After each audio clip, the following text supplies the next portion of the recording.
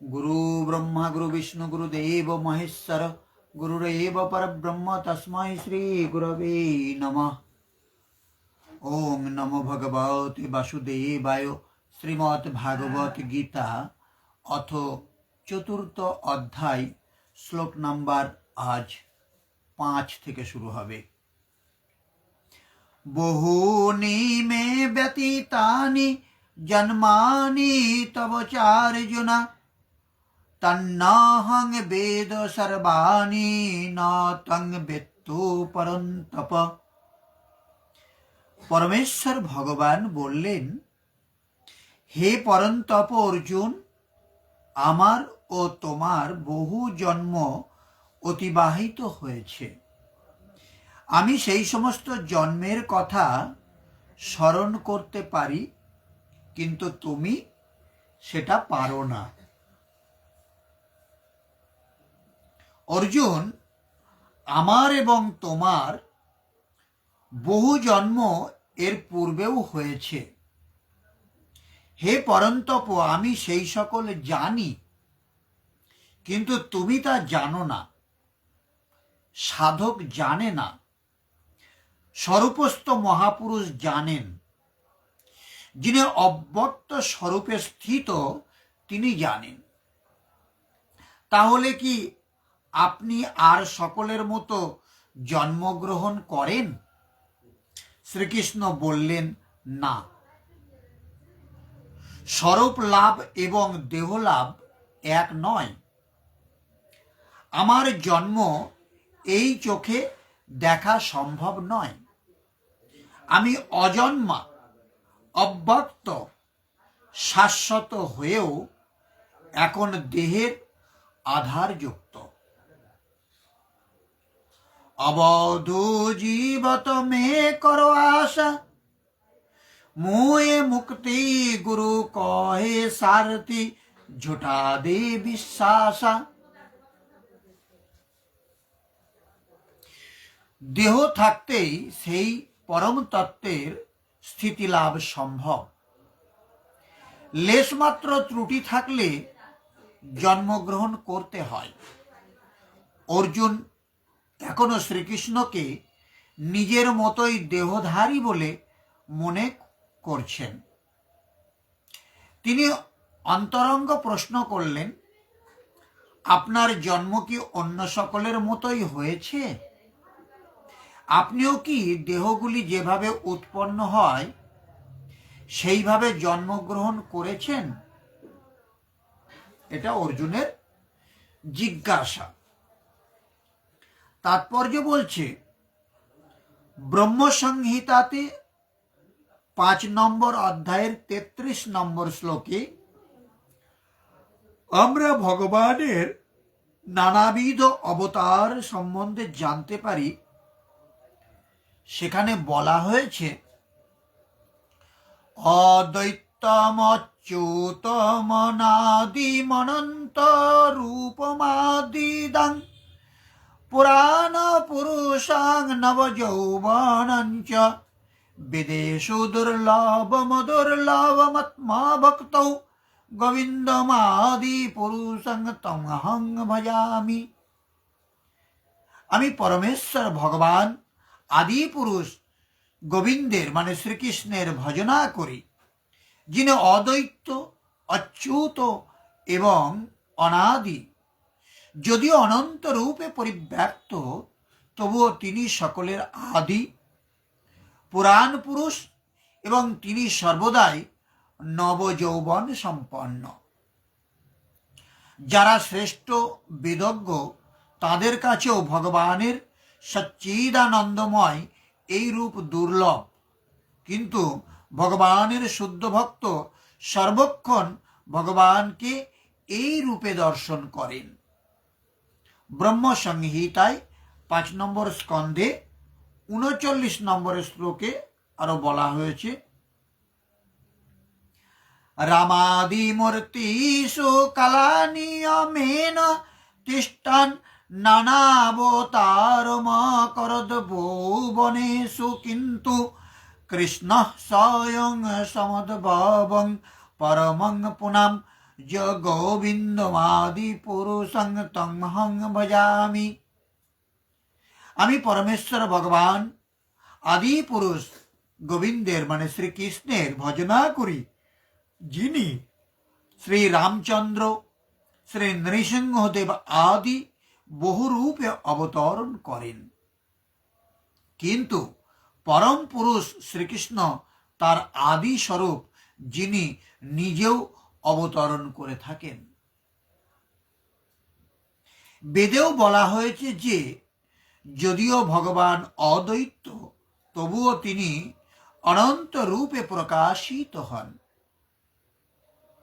বৈদুর্য মুনি থেকে নানা বর্ণ বিচ্ছুরিত হলেও যেমন তার নিজের কোনো পরিবর্তন হয় না, ভগবানও তেমন নানা রূপে প্রকাশিত হলেও স্বয়ং অপরিবর্তিতই থাকেন।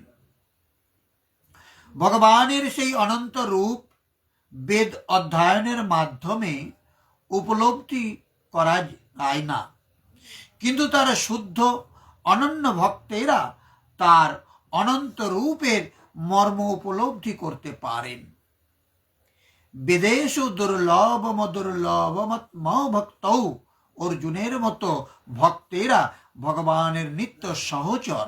ভগবান যখন অবতরণ করেন তখন তার অন্তরঙ্গ ভক্তরাও তাদের যোগ্যতা অনুযায়ী তার সেবা করবার জন্য তার সঙ্গে অবতীর্ণ হন। অর্জুন সেই রকমই একজন ভক্ত।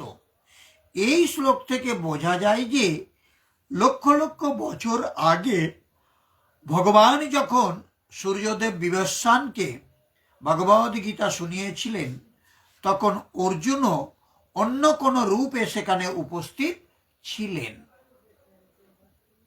কিন্তু ভগবানের সঙ্গে অর্জুনের পার্থক্য হচ্ছে যে ভগবান সেই ঘটনার কথা ভোলেননি, কিন্তু অর্জুন তা ভুলে গেছেন। বিভু চৈতন্য ভগবানের সঙ্গে অনুচৈতন্য জীবের এটি পার্থক্য। যদিও অর্জুনকে এখানে মহাশক্তিশালী বীর বা পরন্তপ বলে সম্বোধন করা হয়েছে, যিনি শত্রু দমনে সমর্থন ছিলেন, কিন্তু পূর্বজন্মের কথা মনে রাখতে সমর্থ ছিলেন না। তাই জড়জাগতিক ক্ষমতার মাপকাঠিতে জীব যতই মহৎ হোক না কেন, সে কখনোই ভগবানের সমতুল্য হতে পারে না। ব্রহ্মসংহিতাতে ভগবানকে অচ্যুত বলে বর্ণনা করা হয়েছে, যার অর্থ জড়জগতের সংস্পর্শে এলেও ভগবান কখনোই আত্মবিস্মৃত হন না।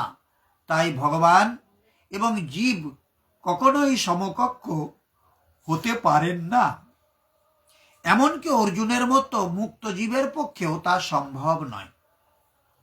অর্জুন যদিও ভগবানের ভক্ত, তিনিও মাঝে মাঝে ভগবানের স্বরূপ বিস্মৃত হন, কিন্তু ভগবানের দিব্য কৃপার ফলে ভক্ত মুহূর্তের মধ্যে আবার ভগবানের অচ্যুত স্তর উপলব্ধি করতে সমর্থ হন।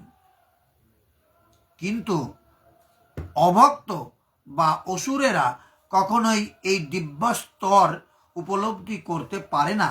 সেই জন্য গীতায় বর্ণিত এই দিব্য তত্ত্বকে আসুরিক বুদ্ধি দিয়ে হৃদয়ঙ্গম করা যায় না।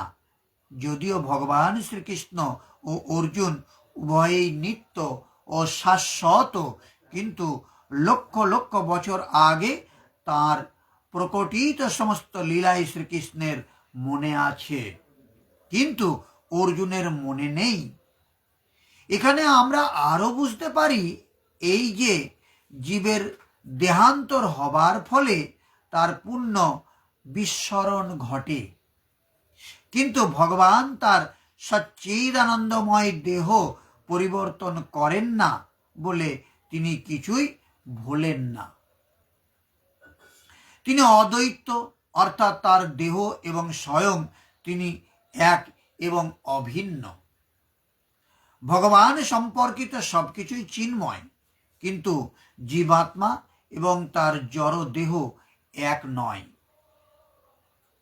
আর যেহেতু ভগবান স্বয়ং এবং তার দেহ অভিন্ন, তাই জড়জগতে অবতরণ করলেও তিনি সাধারণ জীবের থেকে সর্বদাই স্বতন্ত্র থাকেন।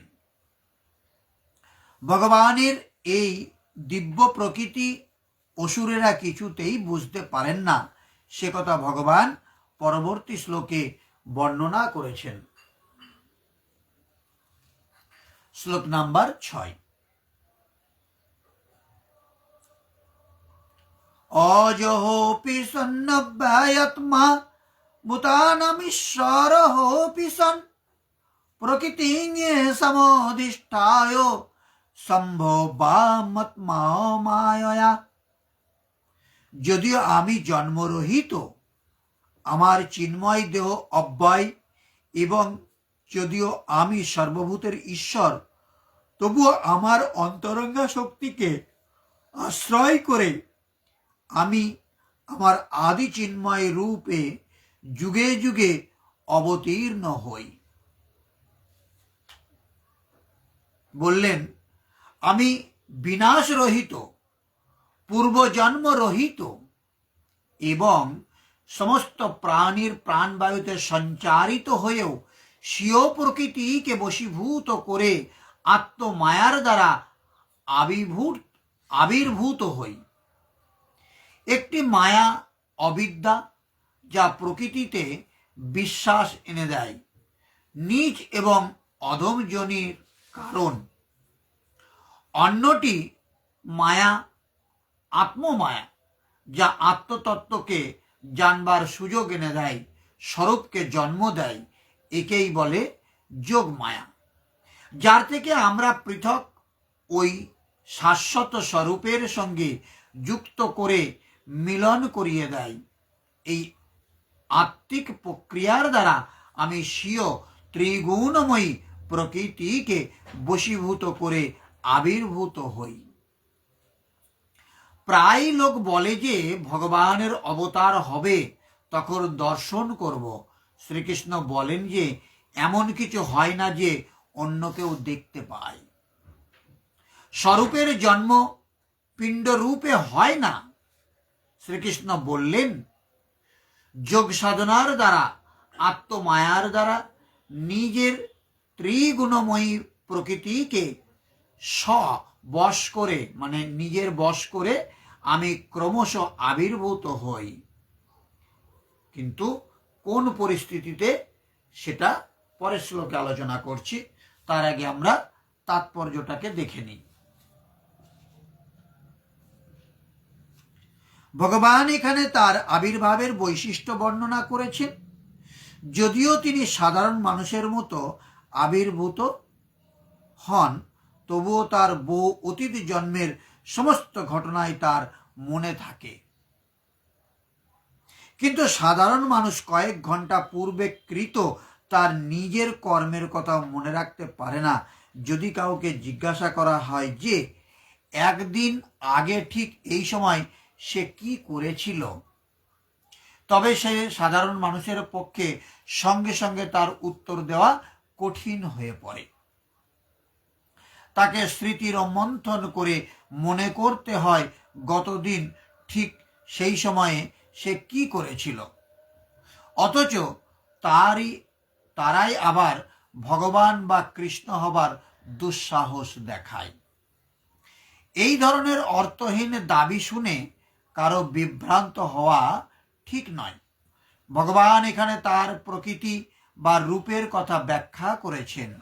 প্রকৃতি বলতে স্বভাব ও স্বরূপ দুটিই বোঝায়। ভগবান বলছেন তিনি তার চিন্ময় স্বরূপে আবির্ভূত হন। সাধারণ জীবেদের মতো তিনি এক দেহ থেকে আর এক দেহে দেহান্তরিত হন না। বদ্ধ জীবাত্মা এই জন্মে হয়তো এক রকমের দেহ ধারণ করতে পারে, কিন্তু পরবর্তী জন্মে তাকে ভিন্ন দেহ ধারণ করতে হয়। জড়জগতে জীবের দেহ স্থায়ী নয়। প্রকৃতপক্ষে সে প্রতিনিয়তই তার দেহ পরিবর্তন করছে।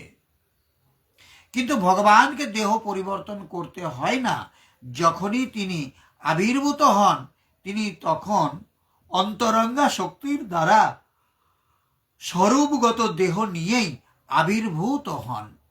অর্থাৎ শ্রীকৃষ্ণ যখন এই জড়জগতে আবির্ভূত হন তখন তিনি তার দ্বিভুজ মুরলীধারী শাশ্বত রূপ নিয়েই আবির্ভূত হন।